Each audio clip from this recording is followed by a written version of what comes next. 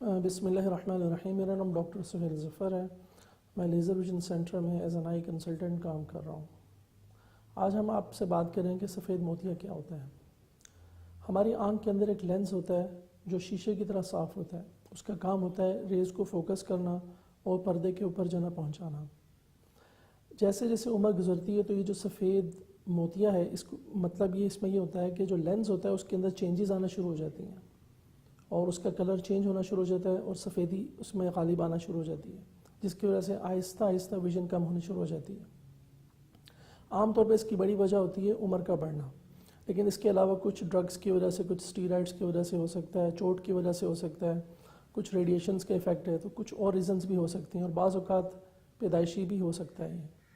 اس کی سب سے بہترین ٹریٹمنٹ کیا ہے کہ اس کا جو ہے نا ریموو کیا جائے اور اس کی جگہ جو لینس امپلانٹ کر دیا جائے. جو قدرتی لینس ہے اس کو نکال کے جو مصنوعی لینس ہے وہ اس میں انسرٹ کیا جائے.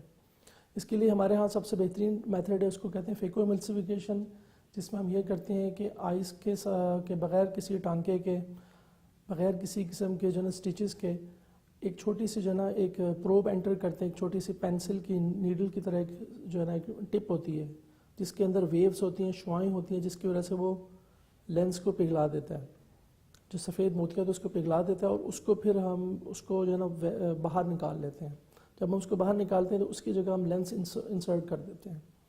تو اس سے پیشنٹ 90% کیسز میں پیشنٹ کو گلاسز کی ضرورت نہیں رہتی.